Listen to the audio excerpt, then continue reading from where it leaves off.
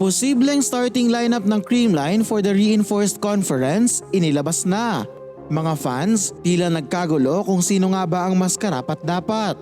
Alyssa Valdez out, Bernadette Pons in, at Erica Staunton sure ball nang ibababad sa bawat game.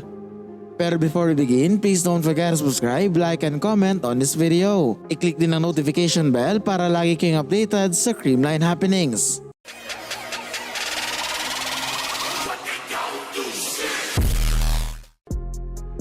Sa pansamantalang pag-alis ni Gia Morado, Tots Carlos at Gemma Galanza sa Creamline para gampanan ang kanilang national team duties, nahaharap ang team sa isa na namang malaking pagsubok ngayong PVL Reinforced Conference.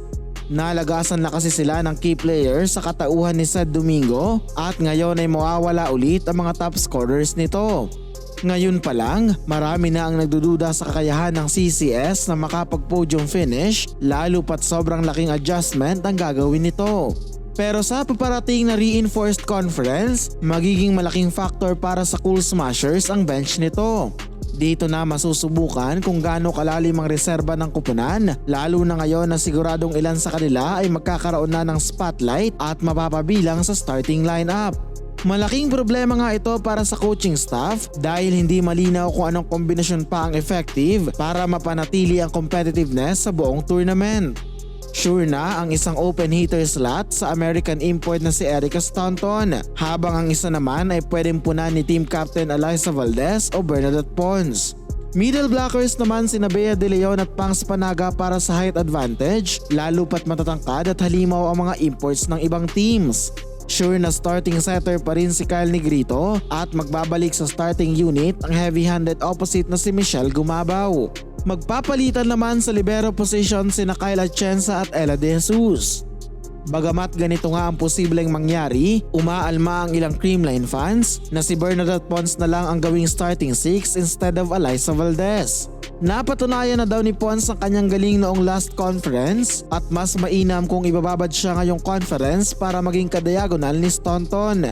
Si Phenom naman daw ay maaaring bunutin off the bench sa mga crucial moments, lalo pat binansagan naman itong clutch queen ng Philippine Volleyball. Ayon nga sa isang fan, mas may connection daw si Negrito at Pons at mas mataas ang efficiency ng former FEU spiker kumpara kay Valdez. Baka hindi rin umano gaano mag-work ang Alyssa sa starting 6 dahil mabilis na siyang mabasa ng kalaban ngayon. Depensa naman ng isa, mas mautak maglaro si Phenom at kailangan sa loob ng court ang kanyang leadership. Mas confident din umano siya at may composure kumpara sa ibang options, kaya dapat lang na siya ang ibabad ni Coach Sherwin together with the import. Magiging isang mahirap na sitwasyon ito sa coaching staff dahil nasa kanila ang desisyon kung ano ang gagamitin ng gusto o ire-reserba lang muna. Gayunpaman, suportahan na lang natin ang kupunan as they aim to bring home the Reinforced Conference trophy. And that's it mga ka-Volley News. Please continue supporting this channel para sa mga up-to-date na kaganapan sa Creamline World.